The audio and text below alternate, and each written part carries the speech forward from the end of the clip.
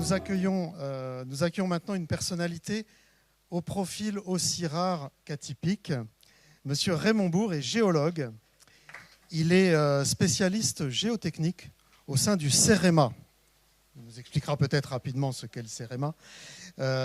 Pour les domaines comme la maîtrise d'œuvre routière, les risques naturels et la gestion du trait de côte. Alors ce dernier, le trait de côte dans les Alpes-Maritimes, revêt une importance bien supérieure à celle d'autres traits, comme celui du crayon par exemple. Puisque nous en sommes à évoquer les crayons, cher Raymond, il vous appartient maintenant de saisir le vôtre pour souligner l'importance du trait de côte, non pas en pointillé, mais pour nous dire s'il a bonne mine aujourd'hui et s'il l'aura encore demain. Nous avons de multiples points d'interrogation, Raymond, de multiples points d'interrogation en suspension. Cher Raymond, à vous d'ouvrir les guillemets pour nous mettre un peu les points sur les i. Donc, juste pour commencer, qu'est-ce que c'est le CEREMA? Donc, c'est un centre. Donc, on est un établissement public et on travaille sur l'ensemble des domaines qui concernent la construction, les infrastructures et l'adaptation au changement climatique, que ce soit pour les bâtiments, que ce soit pour les routes, que ce soit sur le domaine des risques naturels. Et on travaille à la fois pour l'État et pour les collectivités. Ce qui parfois nous fait faire le grand écart entre la promotion des politiques nationales et l'assistance aux collectivités pour les aider à monter des projets. Donc là, je vais vous parler du trait de côte. Alors, je l'ai appelé bien plus qu'une ligne mouvante, un espace à gérer, parce que finalement, le trait de côte, c'est ça. On va venir là-dessus. Voilà. Vous avez la mer, vous avez une plage, de la végétation derrière, et le trait de côte, c'est ce qui délimite la terre et la mer. Donc le trait de côte, c'est ça. En ce moment, on parle souvent du recul du trait de côte, c'est-à-dire quand la mer va gagner, pour des raisons, je vous expliquerai un petit peu tout à l'heure, quand la mer va gagner, le trait va reculer, mais il y a des endroits où la terre va avancer. Parce que les matériaux qui sont enlevés ne vont pas tous au fond de la mer, certains vont se redéposer ailleurs. Donc ce qu'on va regarder, c'est déjà son environnement, quels phénomènes le rendent mobile, et après, comment gérer l'avenir. Alors, le trait de côte, et ici on est bien placé pour le savoir, c'est un territoire qui a toujours attiré parce qu'on peut profiter à la fois des richesses de la terre et des richesses de la mer. Que ce soit pour la mer, que ce soit les transports, que ce soit l'aquaculture, que ce soit la pêche, il y a énormément de ressources.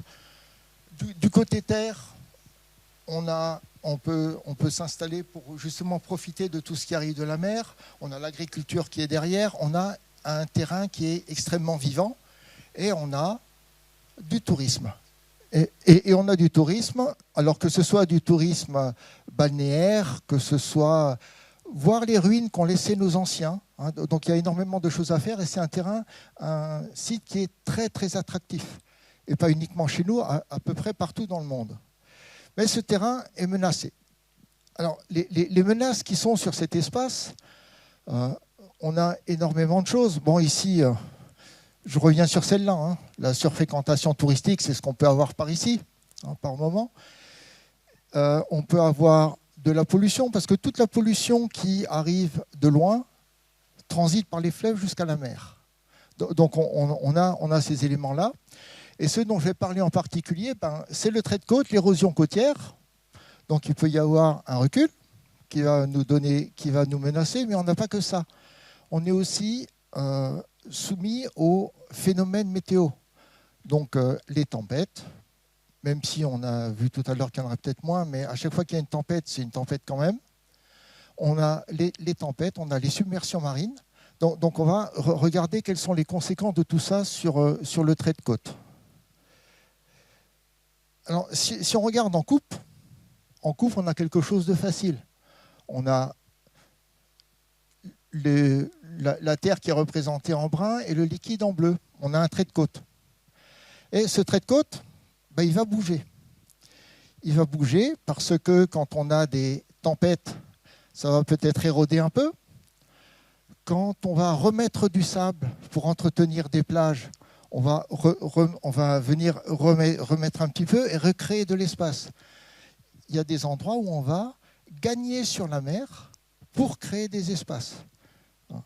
Donc le trait de côte va bouger.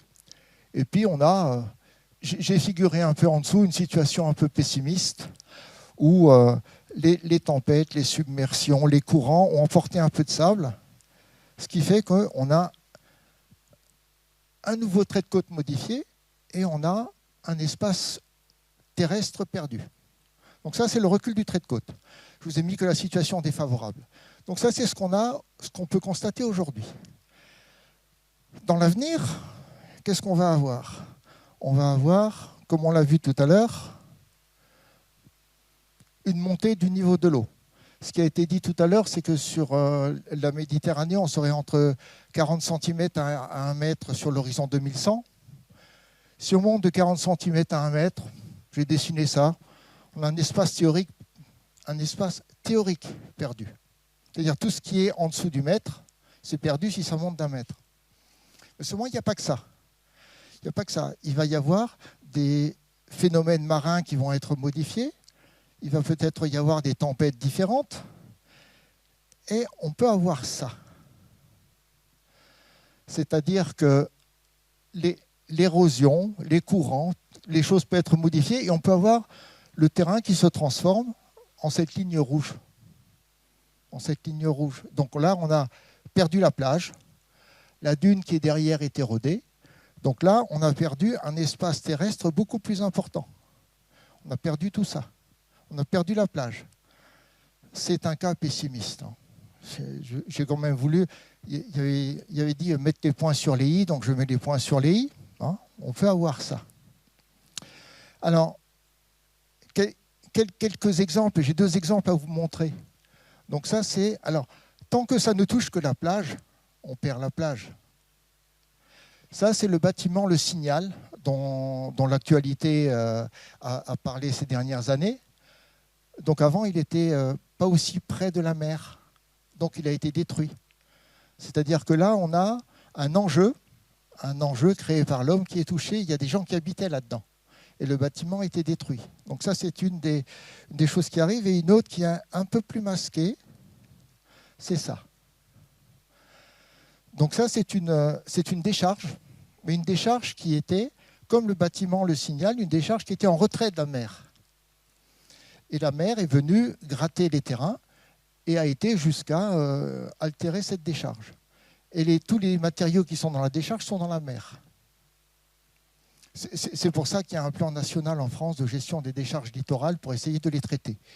Alors là, c'est une décharge d'ordures ménagères, mais il y a aussi quand certains temps des pétroliers s'échouaient, quand le Torrey Canyon, enfin tout cela, la Moco Cadiz se sont échoués, on n'avait pas les mêmes contraintes environnementales que maintenant.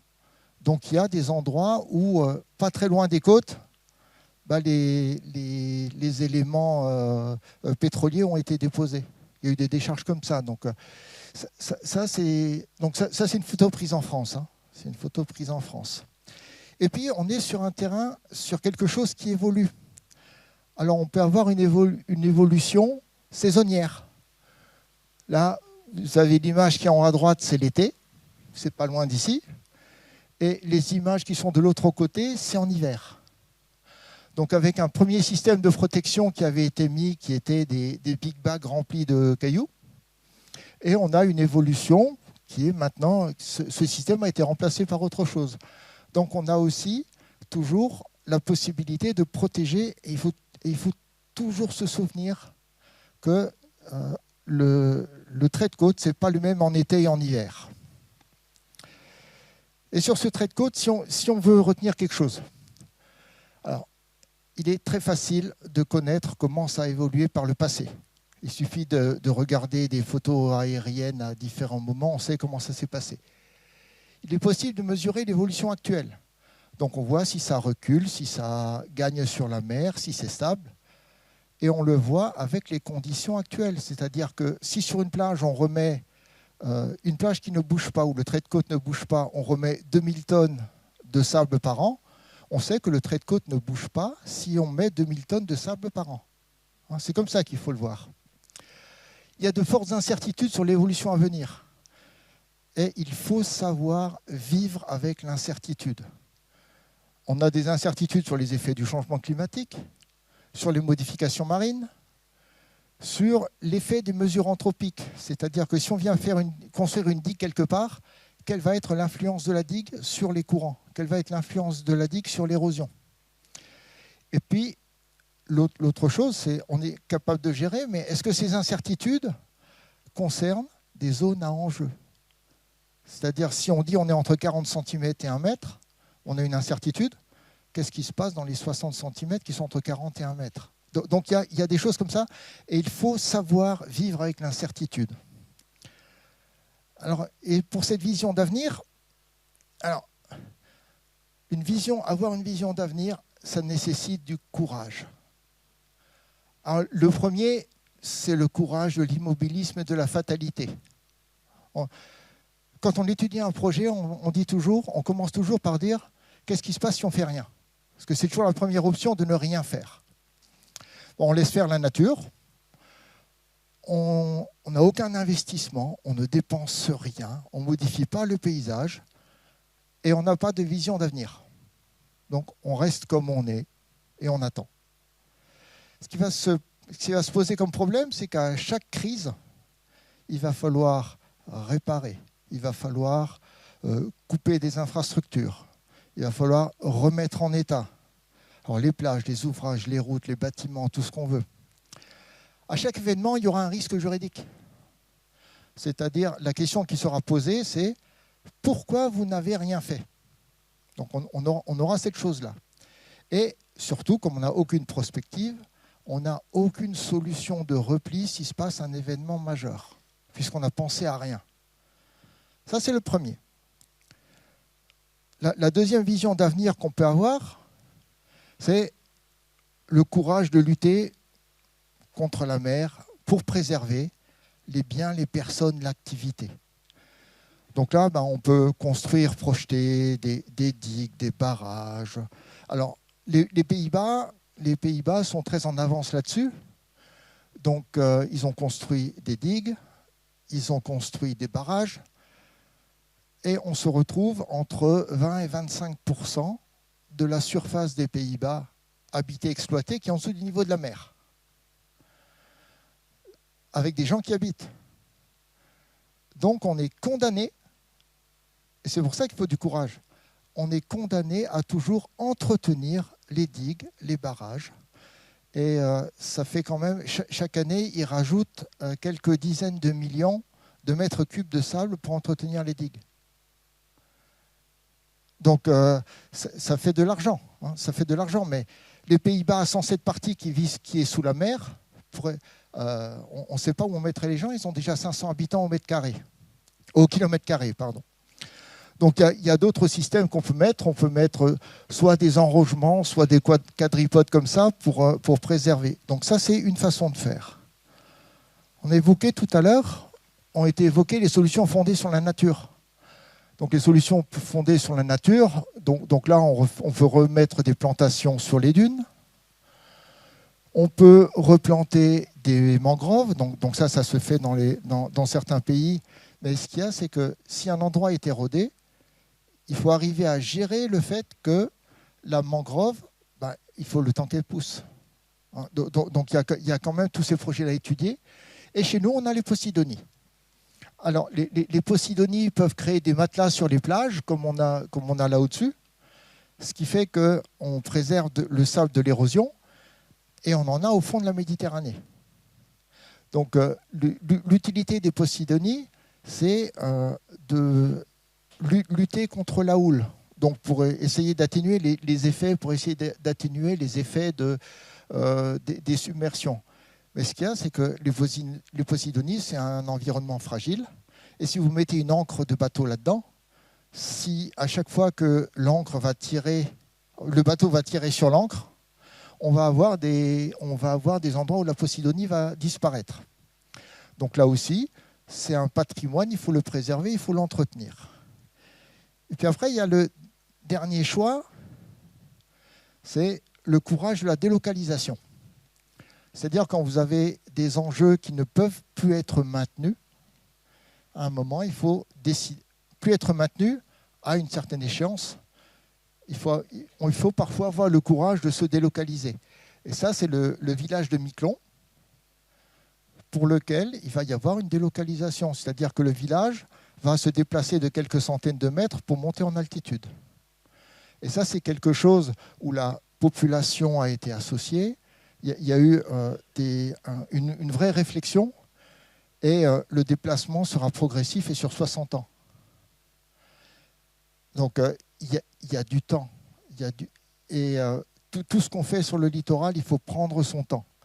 Et là, donc, même si les personnes vivront en haut, ils auront toujours encore accès à leur ancienne maison s'ils le souhaitent. C'est des choses qui ont été vues et décidées sur place. Donc là, je vous ai présenté quelques briques élémentaires. Et finalement, la vision d'avenir, c'est une vision commune. C'est ce que j'ai entendu tout à l'heure, il faut travailler ensemble. C'est ce que j'ai entendu dans le discours d'Alice. Il faut travailler ensemble. Donc là, pour avoir une vision stratégique d'avenir, il faut prendre en compte la situation actuelle, parce que c'est de celle-là qu'on part, et il faut avoir un point zéro bien identifié. Il faut toujours rester sur ce schéma-là. Avoir une perspective de long terme et avoir un chemin à suivre. C'est quels sont les endroits où on ne va rien faire parce qu'il n'y a pas d'enjeu et que si la mer gagne du terrain, elle gagne du terrain. Quels sont les endroits qu'il faut protéger? Et quand on va protéger un endroit, il faut réfléchir sur le long terme, c'est-à-dire en coût global. C'est-à-dire quel est le coût de l'entretien et le risque à long terme. C'est si on vient mettre une digue et que les gens derrière se retrouvent sous le niveau de la mer, qu'est-ce qu'on fait pour être certain que la digue sera toujours entretenue, qu'on y mettra toujours les moyens et qu'elle ne rompra pas? C'est des questions comme ça qu'il faut arriver à se poser. Et est-ce qu'il faut délocaliser quelque chose? Et là aussi, c'est une autre question. Et là, on en revient à des changements très forts. Ensuite, il faut avoir les moyens de suivre l'évolution. On décide quelque chose, on dit en 2100, la mer aura monté d'1 mètre en Méditerranée. Où est-ce qu'on en sera en 2050? Où est-ce qu'on en sera en 2070? Est-ce que la mesure qu'on fera en 2050, ça confirme le 1 mètre ou ça confirme le 40 cm? Là, il faut se donner les moyens de suivre l'évolution parce qu'il faut lutter contre l'incertitude. Et enfin, il faut s'inscrire dans les textes réglementaires. C'est-à-dire qu'on ne fait pas n'importe quoi. Et si juste les principaux pour la France, qui concernent ce domaine-là, on a la loi climat-résilience. Donc la loi climat-résilience, c'est elle qui a induit le retrait du trait de côte dans la loi. Et notamment avec certaines communes qui sont en retrait du trait de côte et qui doivent réaliser certaines actions. Et cette loi donne aussi pour ces communes-là des outils qui permettent de gérer l'espace. C'est-à-dire un meilleur droit de préemption, bien qu'il faut... Après, ça ne donne pas l'argent, mais un meilleur droit de préemption, des règles d'urbanisme, ça donne des choses comme ça. On a la stratégie nationale de gestion du trait de côte et on a la trajectoire d'adaptation au changement climatique. Et là, on est bien sur le terme d'adaptation. On n'est plus... Et c'est ce que disait le préfet du département à la dernière réunion sur la transition écologique dans les Alpes-Maritimes. On a dépassé, on n'a plus les moyens de vraiment ne travailler que sur l'atténuation.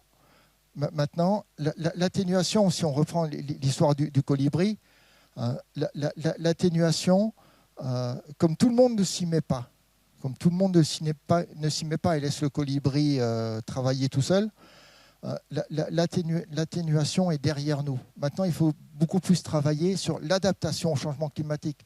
C'est comment on prend en compte et comment on a une vision d'avenir face à l'adaptation qu'on doit faire de nos territoires face au changement climatique. Et là, c'était l'exemple du trait de côte, mais il y en aura bien d'autres. Je vous remercie.